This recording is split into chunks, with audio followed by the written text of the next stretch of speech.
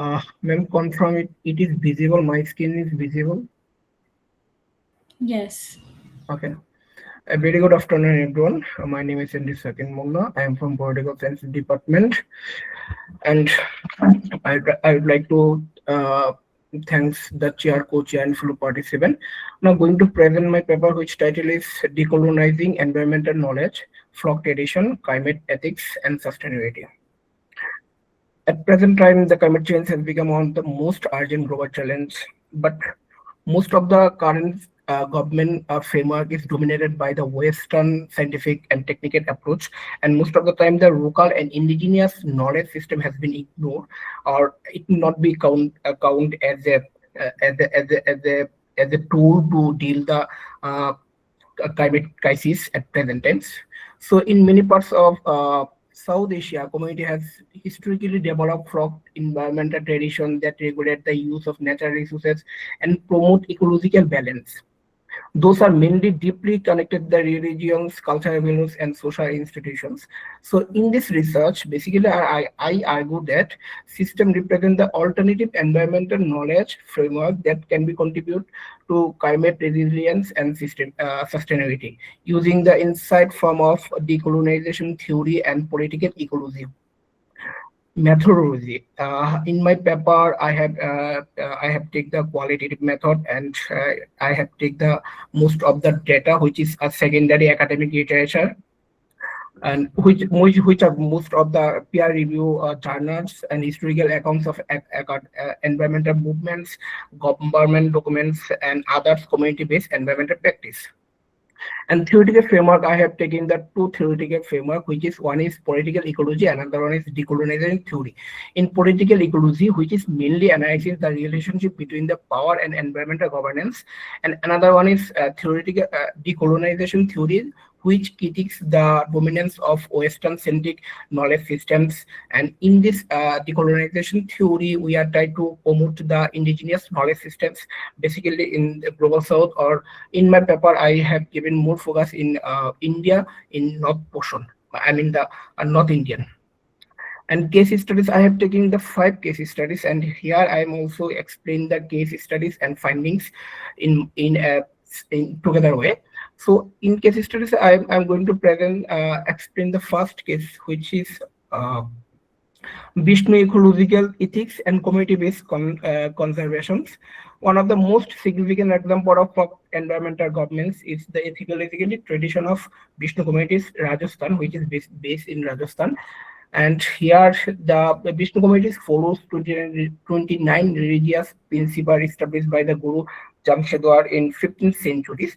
And I got the findings in this case studies. That is, these case studies demonstrated that environmental conservations can be effectively enforced through the religious ethics and community norms rather than the formal state regulations. The Vishnu community models show that the cultural values can create long-term ecological stewardships and biodiversity protection even in fragile desert ecosystems rather than the informal state regulations. And another one is Chipko movement and grassroots environmental activism. Chipko movement, which was basically conducted in the Uttarakhand during the 1970s in response of the commercial loggings or commercial perspective. So village, particularly the women, physically immerse the trees to prevent them from being cut down. This movement was based on the understanding that forests are essential for local livelihoods, soil conservation, and water security in Himalayan regions. And the findings of this Chipko movement illustrate how the local ecological knowledge can mobilize the collective political actions. It also highlights the central role of the women in the environmental protections and demonstration how the grassroots activism can influence national environmental policy. And another one is the secret groups and cultural biodiversity conservation. So secret groups are small forest areas protected by communities because they are associated with local deities and spiritual beliefs. So there is also a religious reason behind of this. So in North India, this practice has been widely, and we got the findings. I got the findings of this case study. That is the secret growth function as the informal biodiversity conservative zones, preserving native plants, species, and wildlife habits. And those cases show how culture and religious practice can effectively regulate environmental behavior and contribution to ecological sustainability. And another one is traditional water harvesting systems and climate adaptations. So in North India, basically, there is a huge water crisis. So there is also a traditional water management systems have historically played a crucial role to cope up with the water scarcity and semi-arid regions of North India, such as the Johars and community ponds. They have a community ponds to capture and store the rainwater during the monsoon seasons, and they use this monsoon the water in the dry season in the region of Rajasthan and Haryana. Community-led restorations of those systems have improved the groundwater levels and supported the agriculture sustainability. And findings of this, the water harvesting systems demonstrate the deep local knowledge of ecological condition and hydrological cycles. They provide the low cost and sustainable climate adaptation strategy that can implement modern water management policy. Also, another also is biodiversity based traditional agriculture. So this is mainly the traditional agriculture system is rural north often really on the mix cropping, crop diversity and local seeds preservations. And farmers traditionally cultivate the multiple crops in the same field, which help protect the soil fertility and reduce the vulnerability of droughts, pests, and the crop failure. The findings of this case study is that the biodiversity based farming practice enhance the climate resilience and sustainable food systems. Those methods demonstrate that traditional agriculture knowledge can contribute to long-term environmental sustainability. The overall findings, that is the across the case studies, the research find that the folk or indigenous knowledge system in North India function as a decentralized system of environmental governance. Those systems are based on the ethical values, cultural beliefs, and collective community responsibility. And recognizing and integrating those indigenous knowledge systems in traditional contemporary climate governments can help to create more inclusive, local, grounded, and sustainable environmental policy. And I would like to conclusion my paper, that is the in conclusion, the paper, the rethinking the dominant knowledge hierarchies in environmental governance. So at present times, when we are deal the environmental crisis or environmental change, we are most of the time focused in the scientific knowledge systems or Western centric government systems, and we also most of the time ignore the indigenous or folk knowledge system, how the previously our old generation, previous generation deal the environment. So we would like to suggest that I will not decline the scientific knowledge systems. I also give the priority to the scientific knowledge system, but scientific knowledge systems and indigenous and folk knowledge system can be coexist, and government should be give priority the more two perspective scientific knowledge system and folk knowledge systems to when the government are making the any policy to climate related, which will be basically give more important to resilience the climates, and those who are the belongs in the grassroots areas or local areas, they also it will be also more help to them to deal this climate crisis. Hello, Shakin. Shakin, you have to wrap up. Yes, yes, I'm done. If there are any questions, I will be happy to answer. The floor is now open for questions or comments. We request all the participants. No, actually, the question answer session will be after. Okay, ma'am. Okay, ma'am. At the end of the session. Uh-huh. Okay, Okay, ma'am. Okay. thank you. Thank you. Thank you, sir. Now I request the next panelist, Mutazzahan Suma from the University of Delhi, to present their paper From Folk Knowledge to Survival Strategies, Traditional Environmental Knowledge in Disaster Risk Management and Biodiversity Conservation. Hello, ma'am. Am I audible? Yes, yes, you are audible. Okay, I'm sharing my screen, please.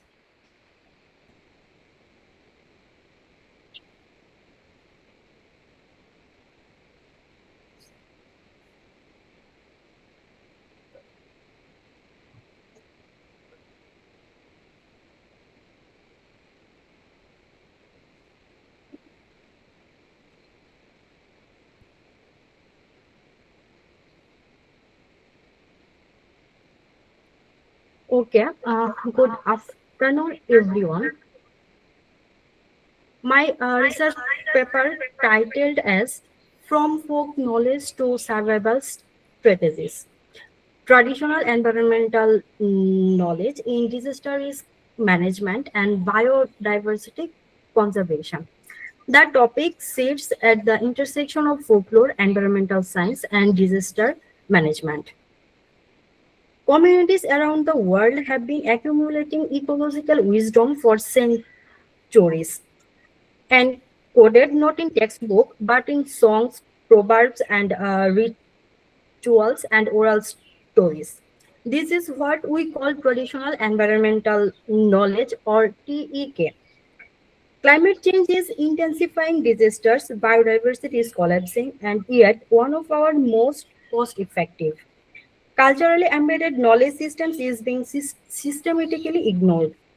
By the end of this talk, I want to see folklore not as something archaic, but as living, adaptive survival technology. Let's start with the scale of what's at stake. 80% of Earth's remaining biodiversity exists on lands managed by indigenous communities. Communities that carry rich folk knowledge systems built on centuries of direct ecological observation. And TEK works 97.3% household of surveyed in Bangladesh Tista floodplain would name at least one traditional method for predicting floods. Most dramatically, when the 2004 Indian Ocean tsunami killed over 20,000 people across 12 countries, the island of Samoa, sitting closest to the epicenter, lost just 7 people out of 78,000. They survived because of an oral tradition called smog, passed down through songs and lullabies that encoded what to do when the sea retreats after an earthquake. Let me know.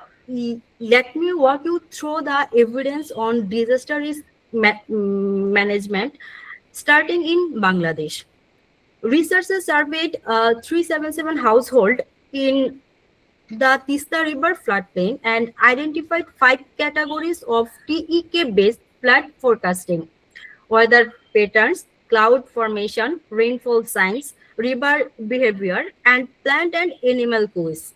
River behavior alone was recognized by 82.8% of respondents. What's striking is who holds this knowledge. Farmers outperform housewives significantly for plant and animal quiz.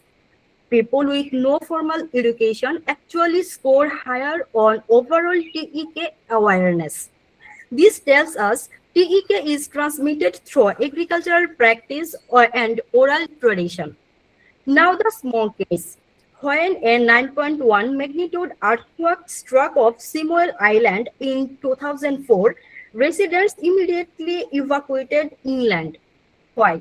Because an oral tradition encoded in lullabies called Boy Boy, elder warnings called Nafi Nafi, and communal poems had taught every person on the island: if the ground shakes and the sea retreats, run.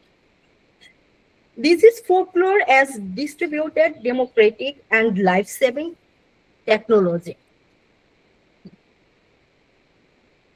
TEK doesn't just predict disasters, it also prevents them through traditional engineering and ecological philosophy.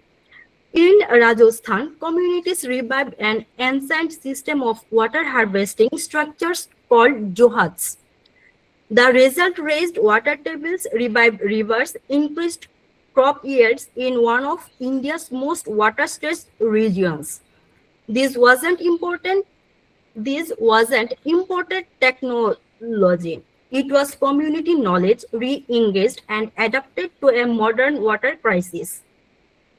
In Sikkim, the Lepcha communities maintain an elaborate system of biotic indicators for earthquake and landslide risk, including observations of pre-seismic animal behavior across 14-year cycles. Their traditional housing design is also engineered for Mutazzahan. resilience and embedded in Mutazzahan. cultural practice. Yes? Yes, you have 2 minutes left. Kindly wrap. Okay. 6 types of folkloric mechanism help for biodiversity conservation, like sacred groups, totems, taboos, and sacred sites, customary rules, proverbs and metaphors, and local ecological knowledge.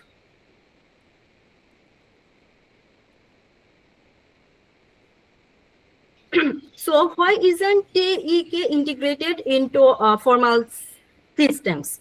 In the paper, I identifies 3 critical barriers. They are erosion of traditional authority, climate TEK indicator mismatch, and gender exclusion and governance loss. The paper makes 7 concrete policy recommendations, like legal recognition, documentation, education, DRR planning, water governance, co-management, and gender inclusion. To conclude, the core insight I want to leave you with: folklore is not a relic. It is a survival technology, distributed, democratic, and carried within Miss cultural Suma, memory. Accessible to every member of a community, whether literate or not, rich or poor. As climate disruption intensifies, this knowledge system will become more valuable, not less. Preserving them is not just cultural conservation, it is an adaptive strategy. Thank you all. Thank you, Ms. Suma. I would like to extend a very warm welcome to our esteemed chair, Dr. Kuntalika Jharimune, Assistant Professor from VIIT Vizag, and I would like to hand over the session to her. We welcome you, ma'am.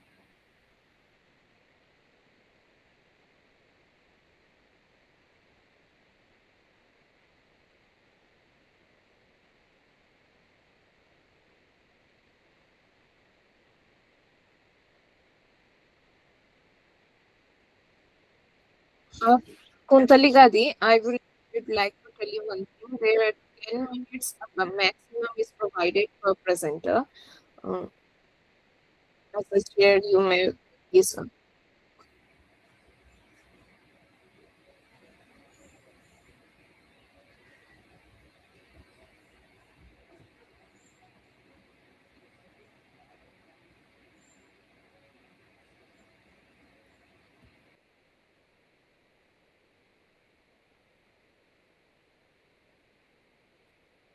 Kuntalika di, are you here?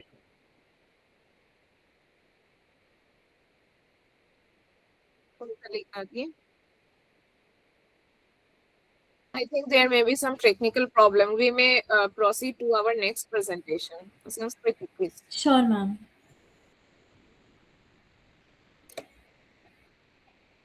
I request Miss Anju a research scholar from the Department of English, and Miss Dr. Janaki Ammal from Kannur University to present their paper, Thalassery, Kerala, from their paper titled Poorakkali as a Living Indian Knowledge System, Ritual Performance, Agrarian Memory and Vernacular Debate in North Malabar. Okay, ma'am. Am I audible, ma'am? Yes, yes. Okay, let me share the screen.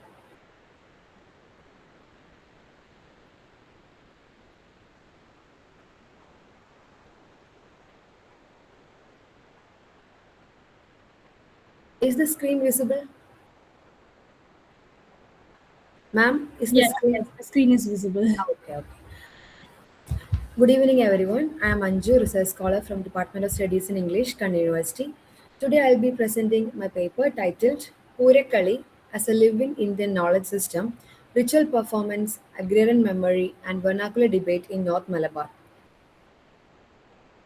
Indian knowledge system encompasses a vast body of intellectual traditions that have evolved through the long interaction between communities, cultural practices, and the natural environment.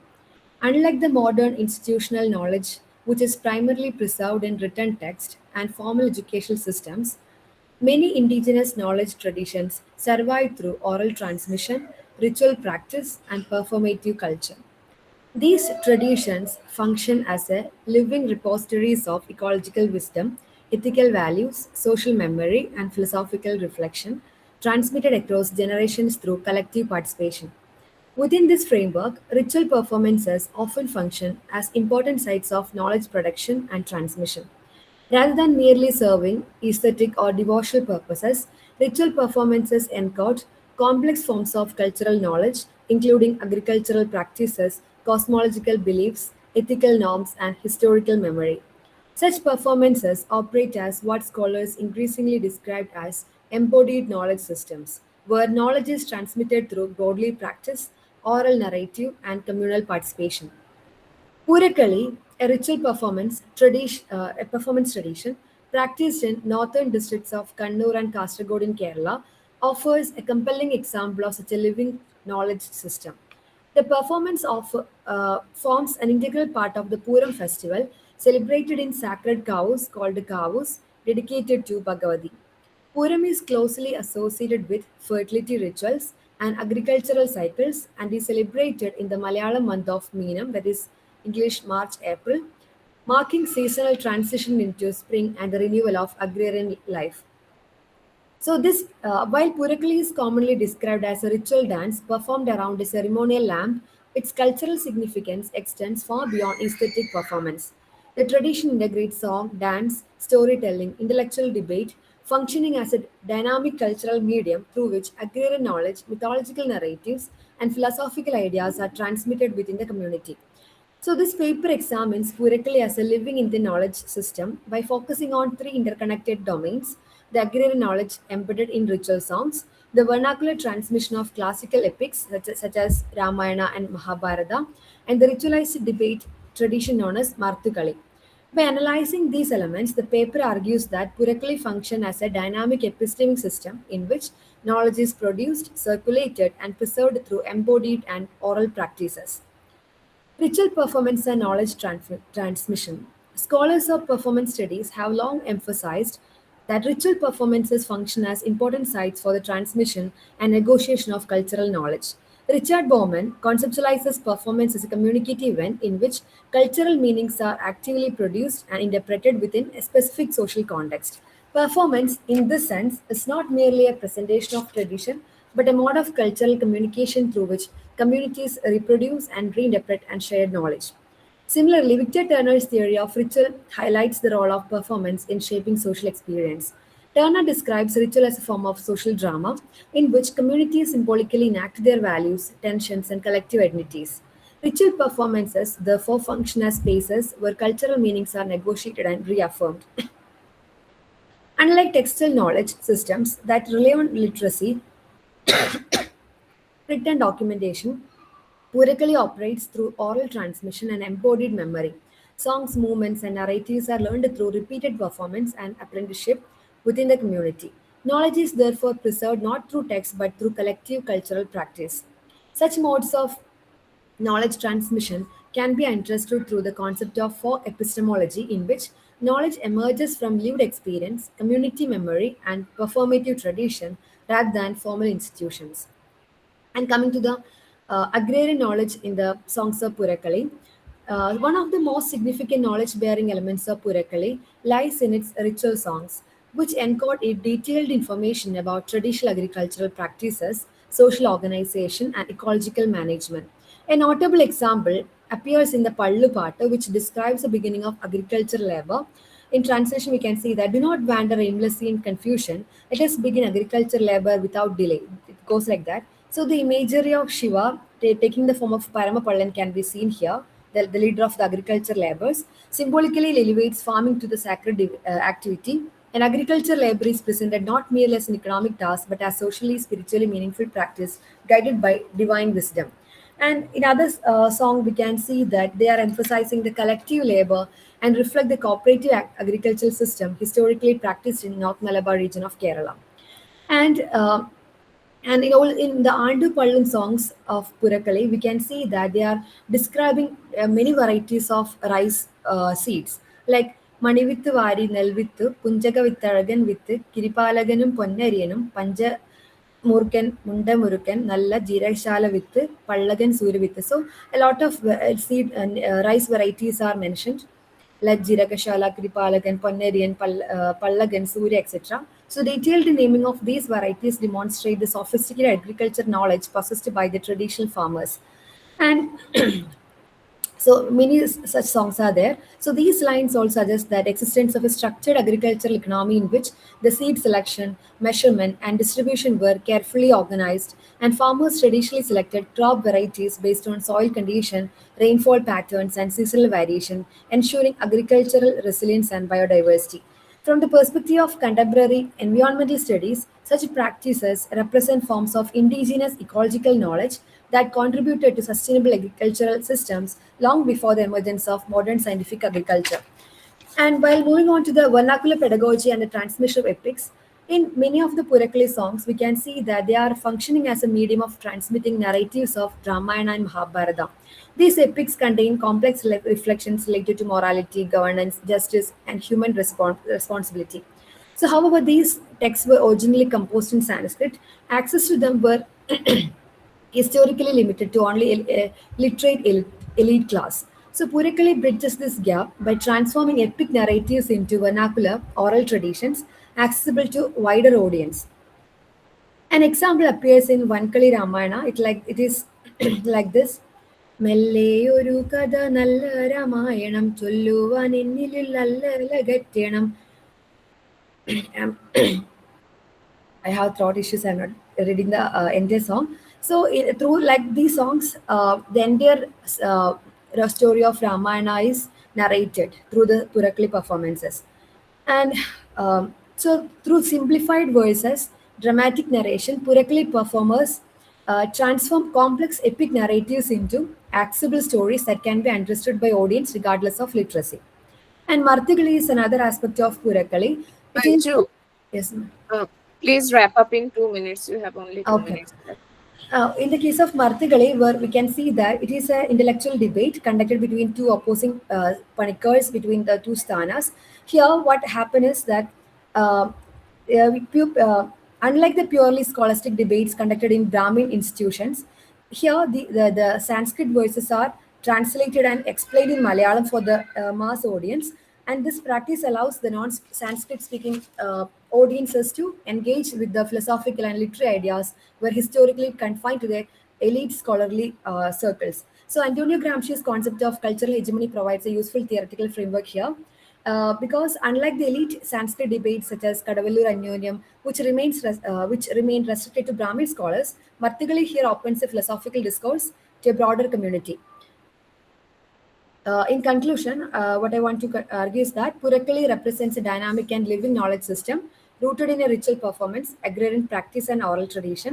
The agrarian songs of performance preserve ecological knowledge and farming practices developed through generations of interaction and with natural environment. At the same time, the incorporation of the narratives from Ramayana and Mahabharata that enables the vernacular transmission of philosophy, ethical knowledge, non-literate audience. And by foregrounding ritual performance, agrarian memory, vernacular debate, Poorakkali demonstrate how indigenous knowledge system operates outside formal textual institutions. Recognizing such traditions and epistemic system is essential not only for understanding the intellectual richness of folk culture, but also for preserving these living traditions for future generation.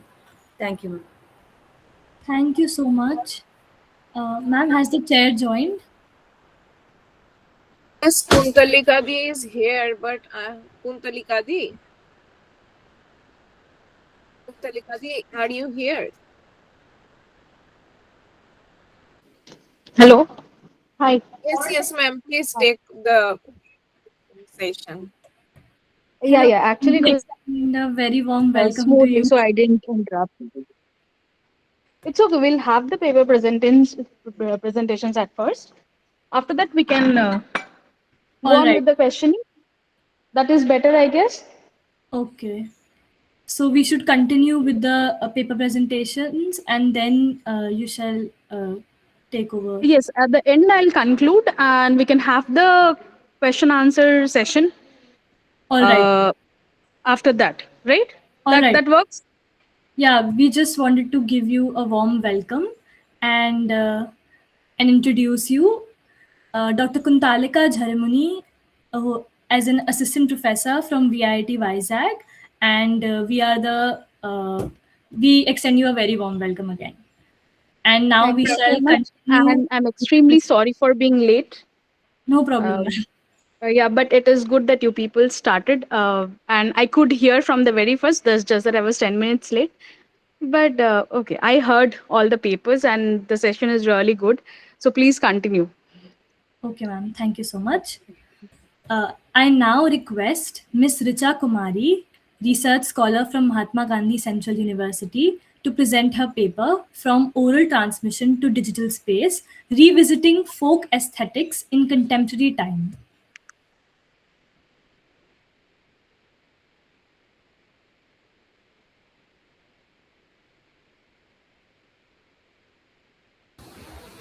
Richa, please unmute yourself.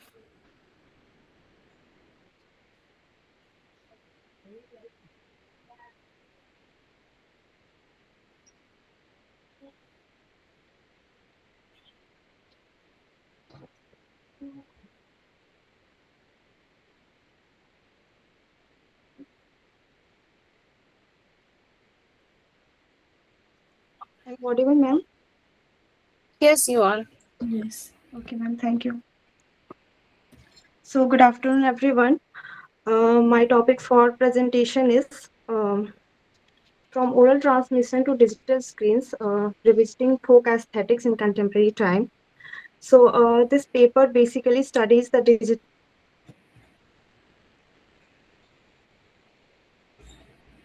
revivals of Ma'am, your Bihari voice is folk breaking. aesthetics with particular reference to Mathli traditions, exploring their rituals.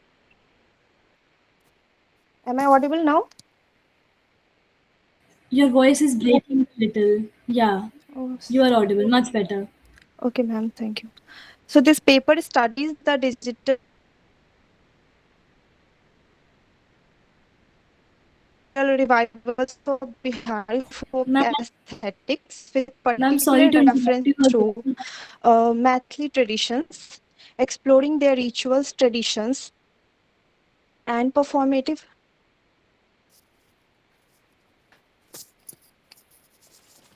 काम ही नहीं कर रहा है net. Ma'am, I suppose if you keep your camera off, then you will be better audible. Okay, okay. Am I audible? Yes, now you are audible. Okay, so this paper studies the. So my topic is from oral to screen, digital revivals of folk aesthetics in contemporary time. So this paper studies the digital revivals of Bihari folk aesthetics with particular reference to Mathli traditions, exploring their rituals, traditions, and performative and musical art forms. So Mathli culture is rooted in rituals such as Sama Chakeva, Kujagra, and Madhu Sravani, which deal with cultural expressions which emphasize devotional kinship and ecological perspective, and folk songs like Sohar and Samdaun, as well as folk dances such as Jatjatin and Jizya, combine rich traditional art forms. If I talk about these rituals and art forms in particular, Sama Chakeva, so I will begin with Sama Chakeva. So it's a Hindu festival. It originates from Mithila region of the Indian subcontinent, and it is festival of unity. It is celebrated in November and commences when birds begin their migration from Himalayas down towards the plains of India. It also includes folk theatre and song, which celebrates the love between brothers and sisters. So it is celebrated by Mathils of India and Nepal. Now we'll talk about Kojagra. So it is celebrated on Sharad Purnima in Mithila. It is a vibrant first year post wedding festival where families gather to wish newlyweds good fortune and prosperity. Now, Madhu Shravani. It is a Hindu festival and it is celebrated during the Shravan month by newly married brides, focusing on devotion of Shiva, Parvati, and Nagdevta, Sarpants. If I talk about the folk songs like Sohar and Samdaun, they are traditional Mathili folk songs and which is often performed together in Bihar and Nepal to mark life cycle events. Sohar song celebrates childbirth, focusing on joy and maternal emotions, while Samdaun is sung during daughter's wedding or for the Sama Chakeva festival. Now I will be talking about the folk dance. So Jatjatin is a popular folk dance from Mithila and Koshi regions of North Bihar and southern Nepal, typically performed by women during the monsoon to invoke rain. And Jhijia is a traditional women-only folk dance from the Mithila region, performed during Navratri to worship goddess Durga and ward off the evil. So these are some rituals and art forms that I have particularly focused upon in my research. Now I will be talking about the main argument of the paper. So in contemporary times, with the rise of digital platforms like YouTube, Facebook, and Instagram, folk traditions have moved from village space to digital screens. So it's a kind of digitizations of vernacular where local culture and traditions travels far beyond their geographical and cultural boundaries. To counter this process, I have put emphasis on the Walter Benjamin's idea of mechanical reproduction, where he says, if the art is endlessly produced, it lost its aura or authenticity. But digital platforms are also challenging this pessimistic view because of the circulations of the videos and content on the social media. It basically creates an emotional connection, nostalgia. So if a person is living in London or he or she is getting to know about the culture digitally, so we see how it takes on new meaning in digital space. So these digitization can also be explained through Arjun Appadurai's idea of cultural flows. Digital media works like a cultural network where tradition move across regions and communities, and it basically amplifies the mass effect or shows media spectacle. So Mathli folk aesthetics now circulate among villagers, migrants, and scholars at the same time. So this creates a dialogue between local and global. It allows tradition to adapt without losing the roots, without losing its roots. So now I will talk about the embodied knowledge. So we see how even on digital screens, the body remains as body works as a medium and ritual as a belief. So the gestures, the facial expressions, dance movements, and vocal tones of folk performers carry cultural meanings that words alone cannot express. So digital platforms introduces new ways of experiencing, sensing, narrating, and reimagining reality through sounds, visuals, and emotions, which make folk culture accessible in fresh and engaging forms. So, in conclusion, I can say we see how the digital futures of folk performances and art forms like live stream rituals, social media for folk performances, digital village squares. So now we are able to imagine the past. So the digital revival of folk aesthetics is not just about the technology, it is about cultural negotiation and reimagination, where digital spaces act as a performance stages and sites of debate. So basically, this help to preserve tradition, to expand their reach, and build cultural pride. So it's a kind of digital ways of telling stories. Thank you so much. That's all about my research Thank you, topic. Ms. Richa. Now I request Ms. Shreya Chatterjee from Banaras Hindu University to present her paper titled Rearticulating Folk Ecology and healing symbolism in contemporary Bengali song adaptation, Khwane Gora Chand.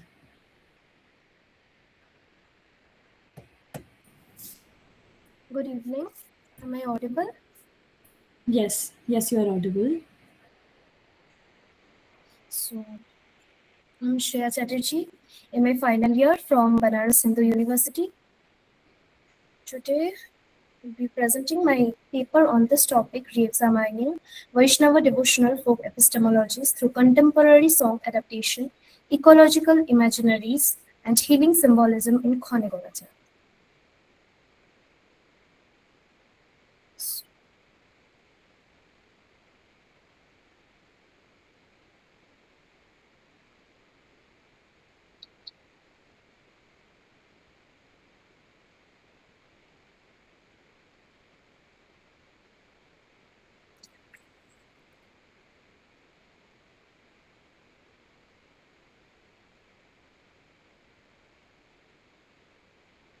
My paper examines the Bengali devotional composition Khwane Gora Chand through an interdisciplinary framework that brings together theology, aesthetic theory, ecology, sonic studies, and folklore methodology. Rather than approaching the song simply as a lyrical text, let us treat it as a living devotional expression situated within the Krishna Gaurango tradition of Vaishnavism. The central question guiding this study is, how does a devotional song encode theological meaning through ecological imagery, emotional longing, and sacred sound?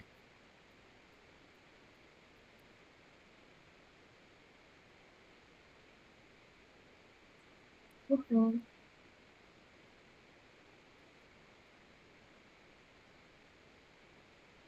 Hello? Hello. Yes, Shreya, I'm please. not being able to reach tabs. Just a second.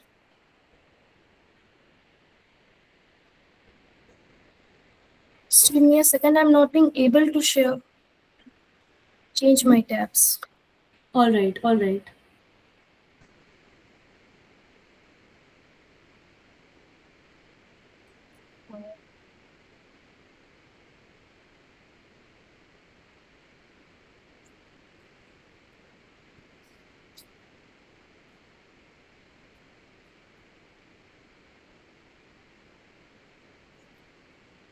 I'm sorry for the inconvenience caused. I was just unable to share it. I'm just starting it once again. Okay, sure. Yeah. So is it visible now? Yes, it is visible. Understand this song, it must be situated within the Vaishnava devotional movement. This tradition emerged around the teachings of Chaitanya Mahaprabhu, who reoriented devotional practice towards intense emotional participation in divine love. Within this theology, Krishna is understood as the supreme aesthetic divinity, the ultimate source of beauty, sweetness, and relational love. Gaurango or Chaitanya is interpreted as Krishna appearing in a golden form while experiencing the devotional emotions of his devotees. A key concept that shapes this devotional world is rasa, originally from classical Indian aesthetic theory. In devotional traditions, rasa is transformed from a theory of literary emotion into a spiritual mode of knowing and experiencing the divine. The most celebrated mood in Krishna devotion is Madhurya, or divine sweetness. Within this framework, emotions are not seen as instability or weakness, instead, they become pathways to spiritual perception. The devotee does not merely think about the divine, they taste divine emotion, a process often described as rasas vada, the savoring of devotional feeling. One striking feature of Khwane Gora Chand is its rich ecological imagery. The song evokes clouds, bees, moonlight, sandalwood, flowers, and trembling natural landscape. These images are not simply decorative metaphors, instead, they form a relational devotional environment. In Vaishnava poetry, nature often mirrors the emotional state of the devotee. For example, a trembling cloud may reflect a trembling heart, while a moonlight symbolizes cooling grace. Thus, the natural world becomes a medium through which divine presence is sensed and interpreted. deepen this interpretation, the paper engages with the concept of embedded ecologies discussed by scholar Vijaya Rettakoti Nagarajan. This idea suggests that in many South Asian traditions, sacred meaning is woven into everyday environments rather than separated from them. Nature is experienced relationally rather than as a passive resource.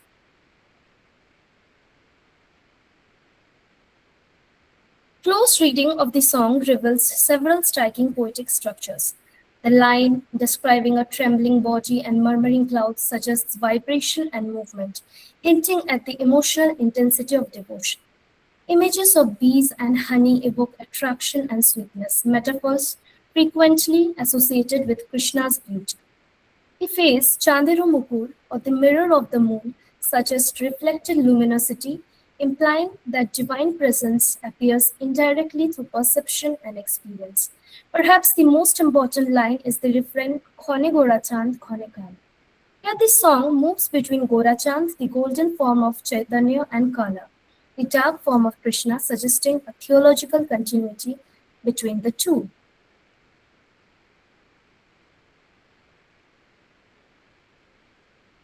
Another central theme in the song is viraha, or devotional longing and separation. One line states that without the beloved, even pleasure burns like thorns. Separation does not weaken devotion, instead, it intensifies emotional awareness of the divine. Longing itself becomes a spiritual discipline, transforming pain into a refined devotional emotion. Song must also be understood through its sonic dimension. In many Hindu traditions, sacred power is believed to carry ontological power. Scholar Guy Elbeck describes this as sonic theology, where divine presence is encountered through vibration and chanting. In this framework, repetition of the divine name is not merely symbolic, it is participatory. When Khone Gorachand is sung, its refrain becomes an embodied devotional act that aligns breath, voice, and emotion with sacred sound. Methodologically, this study approaches the song through folklore performance theory. Following Richard Bauman, folklore is understood as verbal art in performance. This means that the meaning of the song emerges not only from its words, but also from how it is sung, repeated, and shared within a community. Repetition, rhythm, and collective participation intensify emotional experience and help transmit theological ideas across generations. Thus, the song functions as a living tradition rather than an isolated text. Conclude, Khone Gorachand brings together different dimensions of devotional thought. Ecological imagery, rasa aesthetics, viraha longing, sacred sound, and performative transmission all converge within the song. Through trembling clouds, burning separation, cooling moonlight, and rhythmic repetition, the lyric expresses a devotional worldview in which emotion, nature, and sound become pathways to divine perception. Thank you. Thank you, Shreya, for your very interesting paper. I now request Sinchani Chaudhary, who is an independent researcher, and she will be presenting her paper titled Dancing Bodies and Docility, Gender and Performity in Gotipua Dancing Bodies. Hello everyone, just give me a moment for presenting. Sure, ma'am.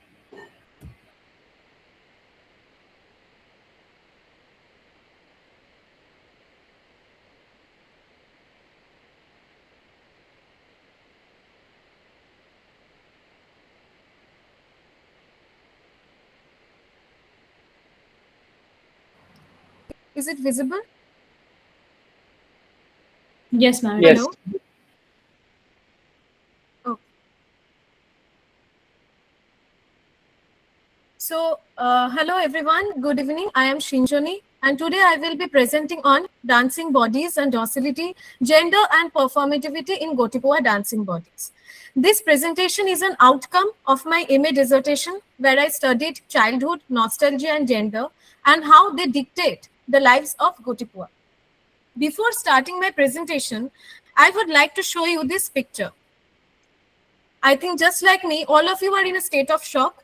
And I think the reason is also similar, that this picture where I have photographed the Gotipua dancers rehearsing for their holy show in 2024 and the boys, I think they are not complying with each other, rather contradicting. The write-up, which reflects a very masculine energy as held to be true by the society, is not considered to be present among the boys who are doing Gotipua. These Gotipua dancers, on the contrary, do lot of acrobatic movements and go through rigorous physical training to prepare their body for the dance form.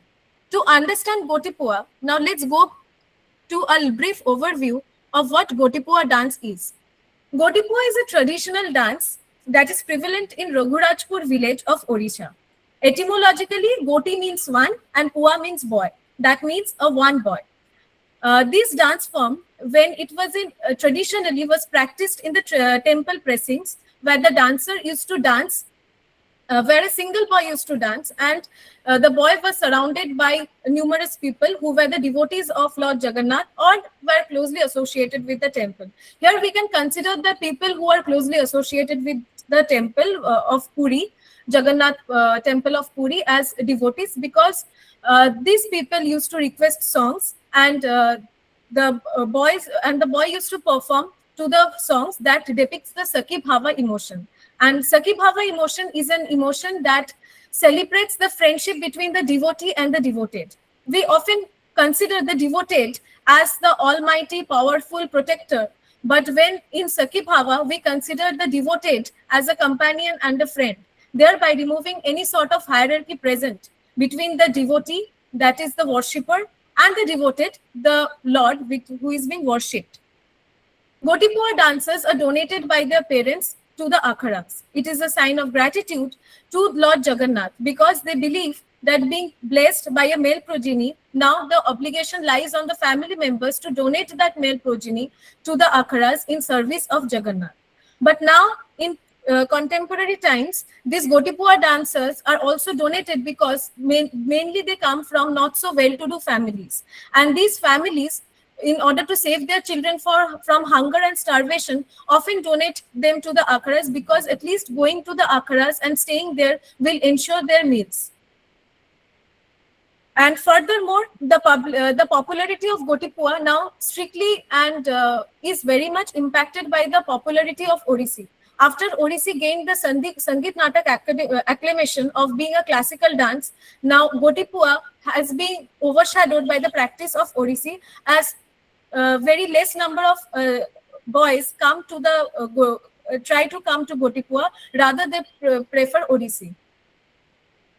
So why I have used docility to understand Gotipua dancing bodies? First of all, I would like to let you know that dance is a social product. You can never imagine any society that is devoid of the practice of dance. And just like any other institution, dance also gets impacted by the social transformations that takes place in the society. Therefore, docility never exists in isolation. Through various rigorous trainings, knowledge, education, and creates a highly productive, submissive, docile bodies who are maimed and who are shaped to listen to the authoritative disciplinary powers.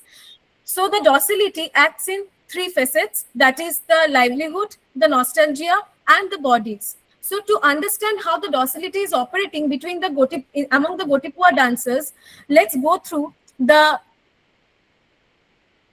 livelihood of the Gotipua dancers, the nostalgia that is attached to the idea of Gotipua, and how the dancing bodies respond to the overarching normative ideologies that are centering the Gotipua dance.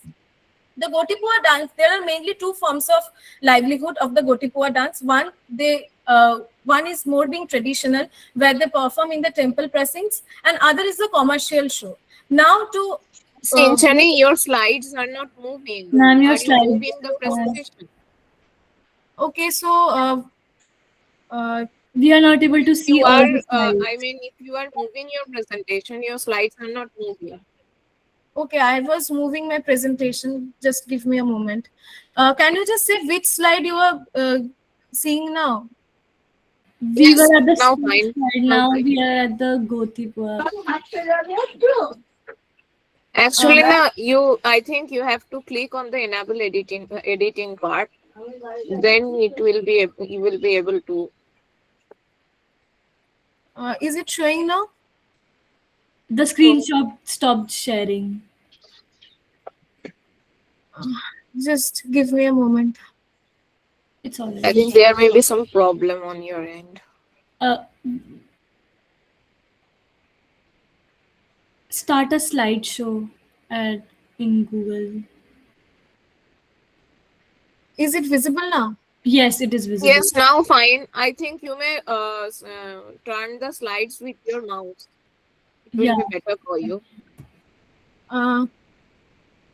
Is it changing now? Yes, it is.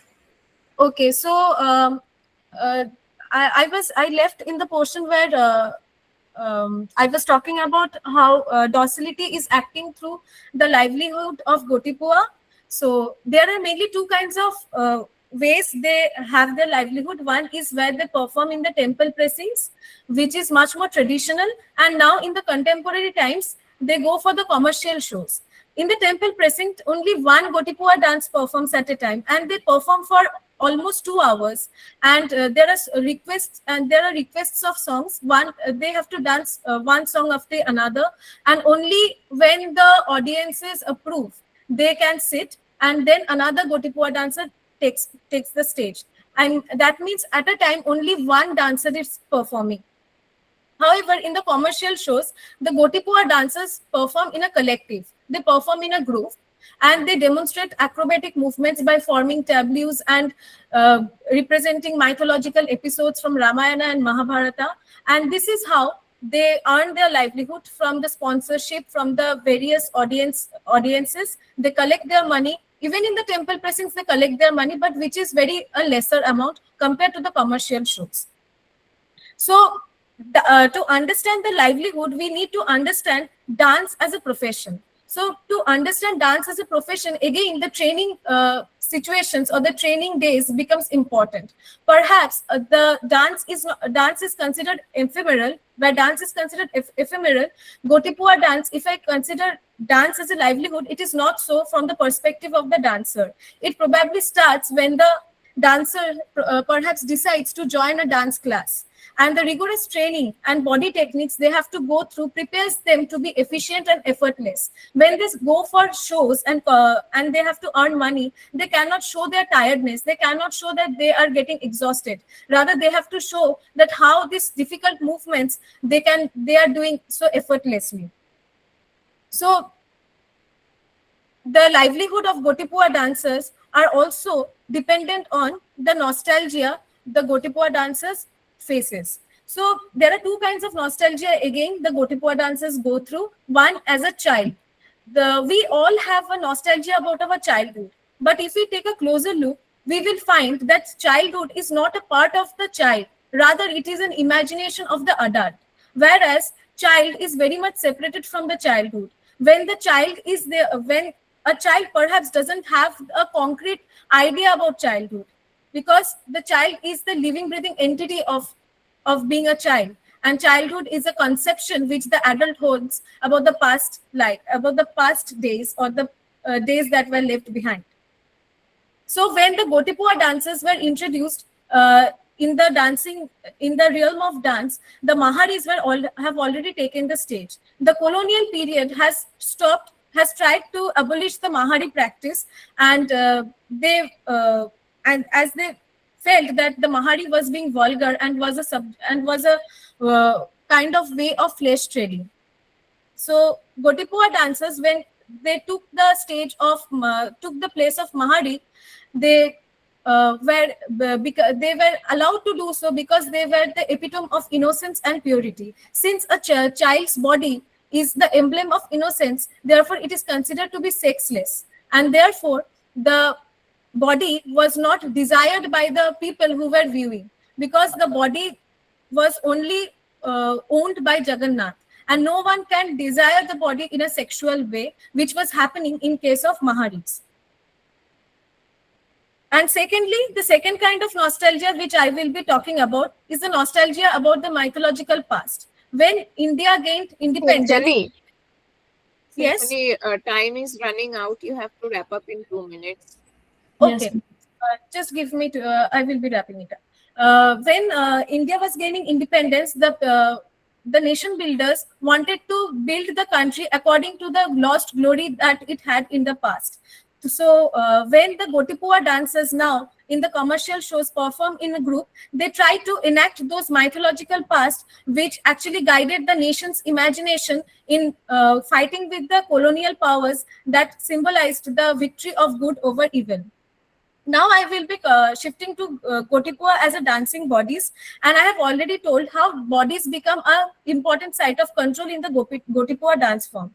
And dancing bodies are not mere just flesh and blood, but they are vessel laden with meanings. Therefore, docility acts in a silenced way, and kind of mold and try to shape the bodies according to the nostalgia held by the adult, by the dance teachers, and also by the nation at large. Furthermore, I have also used Judith Butler's performativity, and I have tried to show even the male dancers gain access to Gotipua because of being male, but they have to dress up as women and reflect the feminine devotee, which is considered to be there in presence of Jagannath, because Jagannath is considered to be the only masculine entity in the relationship between the devotee and the devoted, and the devotee, irrespective of being a biological male or a female, has to be the feminine counterpart. So I would like to conclude that the Gotipua dancing bodies are continuously interact with the elements of livelihood, nostalgia, and docility. Technological advancement has reduced efficiency of dance as a mere local identity.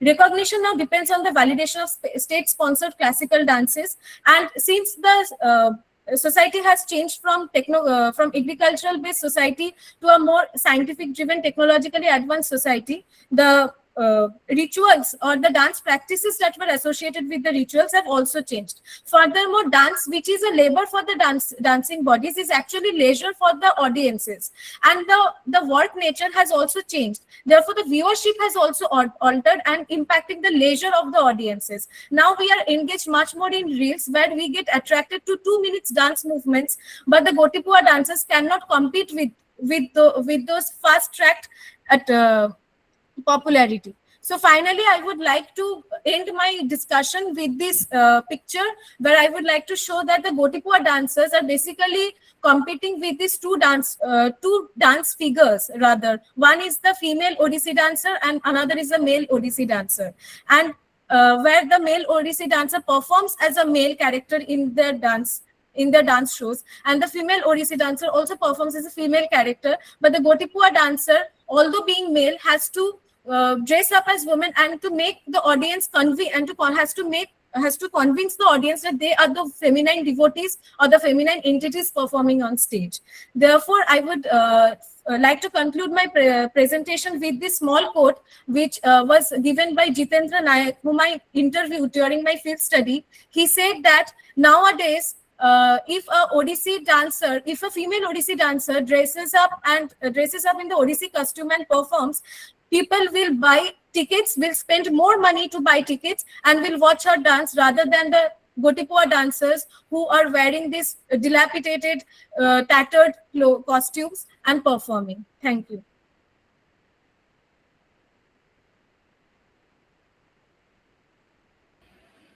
Now I request the next presenters, Ms. Amrita Mishra and Professor Sanjay Kumar Mandal from Kalyani University, to present their paper titled A Comparative Analysis of Durgapat, Vishnupur, Patipitra. Hello. Hello. Sanskriti, I think you are not following our updated schedule. I have already told you numerous times that please follow the final one that is tagged in our WhatsApp group. Rita's session has already been over. She was in our first 1A or 1B, I think. If I may interrupt, I think that was the last paper, right? Shinjoni's paper was the last one. All right, Yes, ma'am. yes, yes. So now I request the chair to please address the session, and we are open for questions. Okay, thank you so much. So we had six wonderful paper presentations, and each of them, not only did we talk about dance, but we also talk about music and all the other performing traditions as well.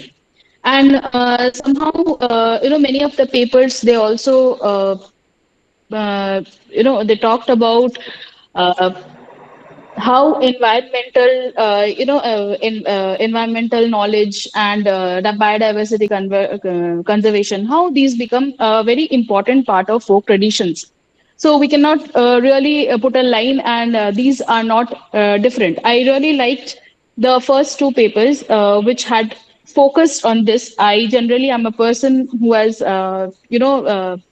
talked or have read more about performance traditions, such as as Shinchoni was talking about, Gotipua dance and everything. So I have heard of other papers, but the first two papers where they talk about how this environmental knowledge and folk traditions, how they overlap. So that is really interesting. So the first paper that we had for today is Md.Shakin Mulla's paper. It is titled Decolonizing Environmental Knowledge, Folk Traditions, Climate Aesthetics, and Sustainability. And it really, it talks about this debate of how the environmental knowledge, it has slowly, it has changed, and it has somehow been shaped by the colonial epistemologies. And it helps us, or it makes us rethink about sustainability through alternative knowledge system that emerge from the community experience and cultural memory. It also, as I told, it also lets us think about the climate ethics and the decolonization of the environmental thought. Similarly, a very similar paper that we have is the next paper, that is Mutazzahan Suma's paper, where the paper is titled From Folk Knowledge to Survival Strategies, Traditional Environmental Knowledge in Disaster Risk Management and Biodiversity Conservation. And before I talk about the paper, I feel that it has always been all this, folk thoughts and the folk practices, whether it is the dance practices or the theatrical performances, the folk theaters. Mainly, if you look into the performances that are there in the Sundarban region, so those have been quite aligned with what was going on along in the environment, because those areas are very prone to environmental disturbances, so environmental upheavals. So in the region of Bengal, when we talk, because my research work has always surrounded the area of Bengal.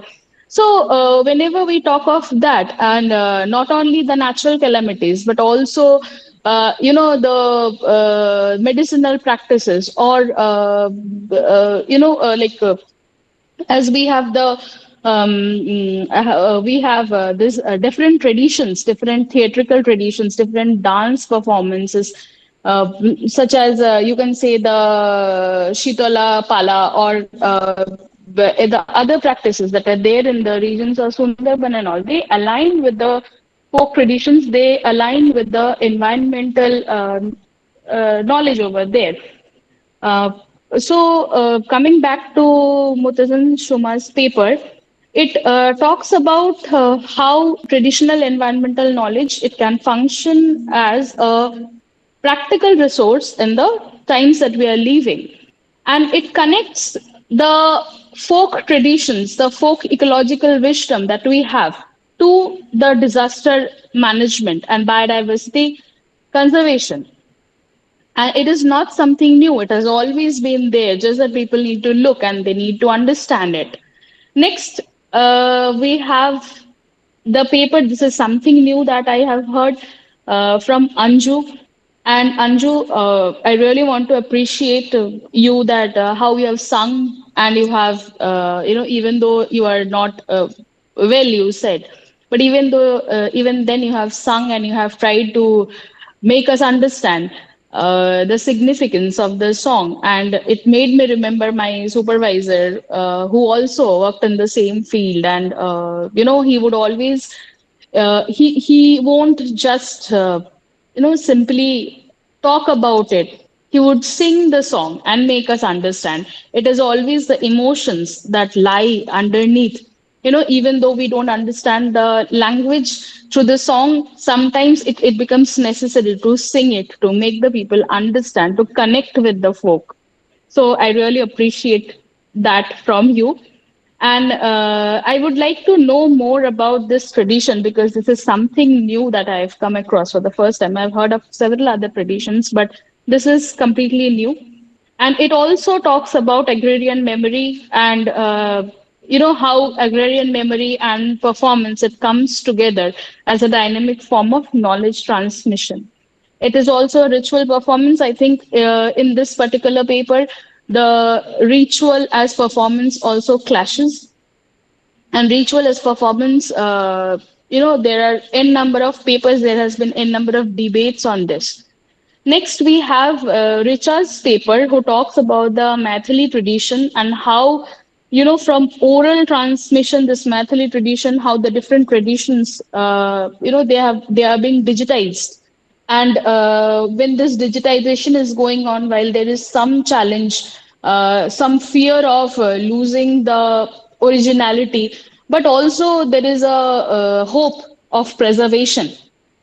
So, how Maithili culture, different traditions within the Maithili culture, she talks about that, and how the traditions are evolving when they are moving from the oral circulation to the digital platforms.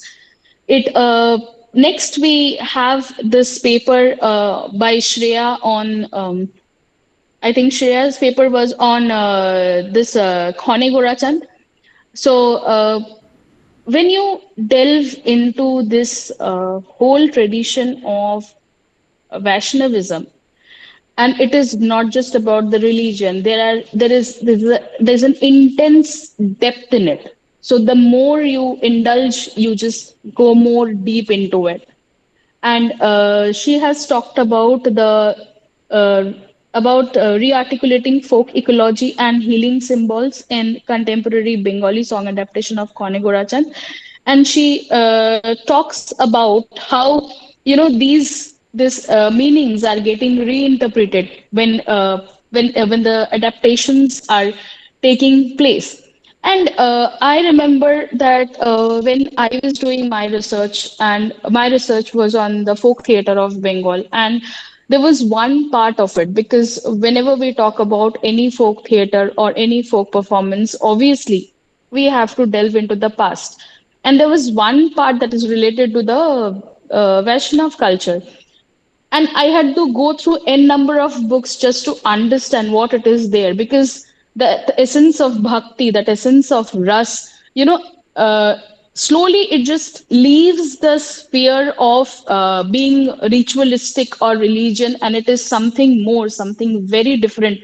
And as I told you, you just keep going deeper and deeper, and when you start understanding it, it is wonderful. It is wonderful to read the Vaishnav aesthetics, actually. Next, at the end, we have Shinjoni's paper on the Gotipua dancers. I myself have researched a lot on this cross gender performances. It has been always an area of interest, cross gender performances. I worked on Jatra, so again, there it becomes an important part. But okay, I worked on Bengal, and this is much more of like the temple dancing tradition. Not exactly the same, but yes, a bit towards it.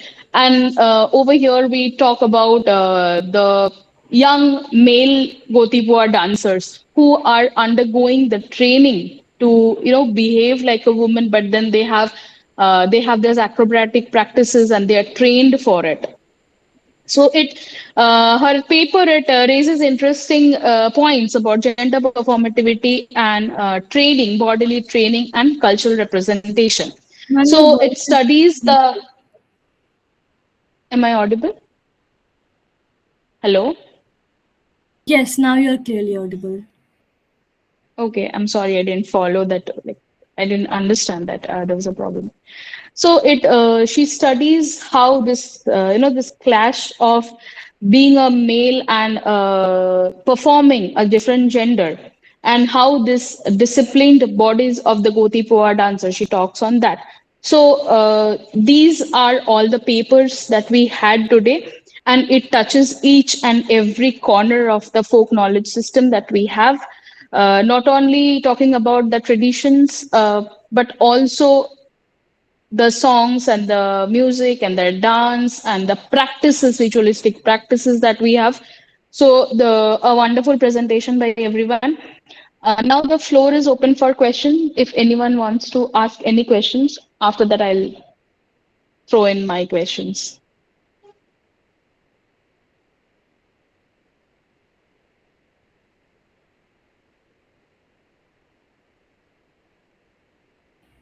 Now I request all the presenters, panelists, and the audience, if they have any questions, they can ask ma'am.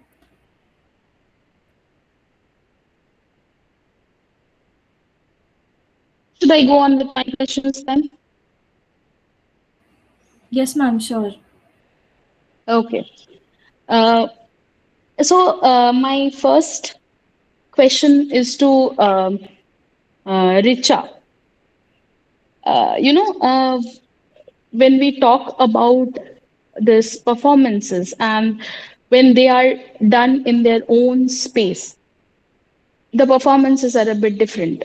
But when either you are making a video or someone is making a video of a tradition and then putting it up in some channel, maybe YouTube or Instagram somewhere. So the whole essence of the performances change. It is not original anymore. Even though you talk about saving the tradition and all, but do you feel or do you think that the recordings that we have online, the videos that we see online of the traditions, they are performed rather than being the original ones, performed for the camera? Thank you, ma'am. Thank you for the question. So, in my paper, I basically I'm talking about how it is getting revived as well. We have watched Ramayana, Mahabharat, and various epics through channels, but still we are able to when someone else are making those kind of epics on the channel, they are projecting it, then still we are able to see because of the reinterpretations of it, because of the reimaginations. With these videos, with the circulations with the help of the circulations of these videos on YouTube and other social media platforms, we are able to reimagine the past. Because if a person is how Arjuna Apodarai also talks about locality and neighborhood. So through locality we see how he talks about the belonging, social feeling of belonging.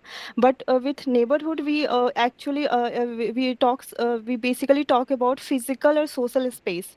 So these are the two terms he actually defined in his paper, the no, essay, the production of locality. But you talked about that we lose the essence, but we see that how we also talks about the reimagination of the culture, the reimagination, because we see the shift from oral to screen.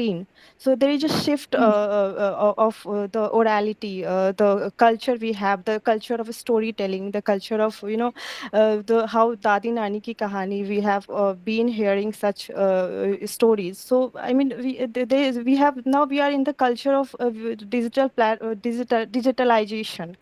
We have this culture, so now we are kind of reimagining the culture through various platforms. So I think there is some kind of loss in aura, but we are actually able to see different perspectives through all these performances like Sama Chakeva, Kuchagra, and all these other art forms and folk culture. So I think that's all I wanted to say. Thank you. Okay, okay, thank you so much. Okay. My next question, I have a couple of questions. My next question is for Shinjoni. Mm, Yes, So, Shinjoni, are you there? yes, ma'am. Yeah, yeah. So, you know, as you talked about Gotipur dancer and that these are basically, these are not young men, rather young boys who are trained as in the feminine roles, if I'm not wrong. So, do you think that it becomes a bit, because you also talk about the training part, so do you think it becomes much more easier to train a young boy, because you say that there is no realization of sex in that age, rather than training someone who is of age, who is say for the other traditions we see men aged maybe 30s, in their 40s or 20s. So, how would you define the training, the difference in the training between these young people, these young children, and the elder ones? Thank you, ma'am, for your interesting question. So when I was doing this field visit, I actually interacted with the Gotipua dancers and their teachers who were also Gotipua in their childhood. So Hmm. when I also had the same question, that whether this since they are the prepubescent boys, it becomes easy to for them to mold their body according to the desired femininity. So on that regard, the person who was their dance teacher, he actually said that at that point of time when he was a Gotipua, he didn't have that understanding or the clarity between the differences, the way a man behaves or the way a woman behaves. But as he grew up, he said that because of my rigorous training in dance, my movement of hands, my movement of legs, my the way I stand, the way I walk has already become different than my than the people or his friends who were not being trained in Gotipua or who were not associated with dance. Even in this case, we also see many classical dancers, male dancers, having some certain way of gestures, have certain way of hand movements which we consider feminine, but which is not feminine, which is basically a reflection of the rigorous training they have gone through. Coming back to your question, yes, it becomes easy for the dancer, for the teacher to train these bodies according to the desire that he wants to achieve as a feminine devotee in front of Jagannath. But also the dance is not feminine in the sense that it celebrates the devotee as being feminine, but the dance is not feminine. If it was performed by a woman, it would have been performed in a same way, and if it was performed by a man, it would have been performed in a similar way. There are some training, there are some rigorous rules and regulations behind a particular posture or a particular hand movement. There is a constant meaning that is there behind a particular hand movement. So it is not feminine hand movement, but yes, since they go through that rigorous training, they attain some gestures and mannerisms which is not aligned with the masculine idea of the people or the society, which doesn't align with the masculinity society upholds. So they there is a tendency to subscribe them as feminine or female. Or even they said, if I'm allowed to use this term, I'm not using this term in a derogatory way, but I'm just using it to just reflect on how the person was perceiving this constant confusion of gender, is that they often are called chakkas or hijras. So this is how they are perceived by the society at large. Okay. Okay. Okay. Thank you so much. Thank you so much for the explanation. I do have a lot of questions, but okay, we'll move on to the next one. Next, to Shreya. To Shreya, who has talked about Khane Gurachand, I have a question that do you feel that the recent, the more contemporary adaptations, they have these are actually aimed towards preservation of the original ecological and healing symbols, or is it a degradation? Uh, is are we trying to preserve or this with this creative reinterpretation, are we trying to preserve the folk song, or some way are we are degrading it? Because I remember a few days back a movie had come out with a popular Bengali actress. I don't exactly remember the name of the movie, but there was a lot of aggressive response to that movie. So, what do you think? This contemporary reinterpretation, is it looking towards reservation, or it simply is it's a buffoonery? Ma'am, on one hand, I think adaptations can serve as an important preservational function, like devotional traditions such as those which are associated with Krishna, Gaurango lineage have historically survived through reperformance, reinterpretation, uh, or maybe vernacular tradition. So when these songs are adapted into contemporary musical styles or articulated through new media, they often reach audiences who might otherwise remain disconnected from older devotional traditions or might be younger generations. Ma'am, at the same time, I think it is also true that certain adaptations may simply go for nuances or disturb the previous one that was original. Like in some cases, we see that even the original is reperformed in such a way that its originality was lost. So, from a strictly classical perspective, this can reappear as a dilution. However, from a folklore and a cultural studies perspective, traditions rarely survive through rigid preservation alone. Instead, I think they endure continuous reinterpretation within changing social contexts. Okay. Thank you so much. My next question is We to will be starting the session. Ma'am, the Next session is there. about Yeah, to so begin. speed it up. yeah, sure. Sorry, sir. It's I just okay. have It's another one okay. It's question. okay. I just have another one question. Uh, I just want to ask Anju about this Poorakkali tradition, because the moment I heard it, I googled it, and it was it was talking more about the ritualistic aspect, uh, rather than what you have stated. What have you talked about, like agrarian memory? Can you talk a bit more on the Poorakkali tradition, if I'm pronouncing it right? Yes, ma'am. Poorakkali, it's a ritual performance performed in Kannur Kasaragod region as part of Puram festival. So Puram here it is a fertility festival, and what all details we have available Google is very limited. And when we research the detailed version, then only we will be coming to know about the different parts. What I have mentioned is about the Andum Pallum session of Poorakkali. That is the one aspect of Poorakkali. And it is in the Andum Pallam session that the agrarian knowledge is described.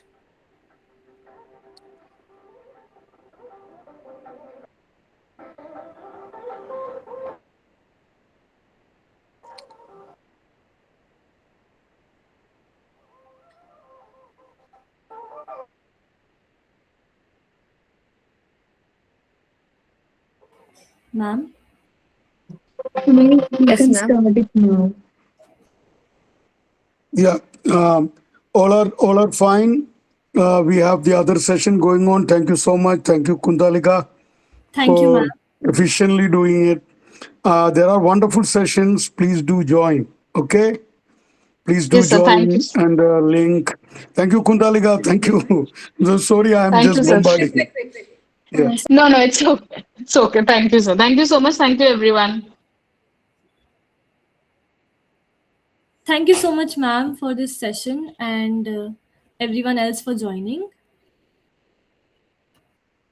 We are now concluding the session, and I request you all to please attend any other engagements that you have. Thank you. Thank you so much.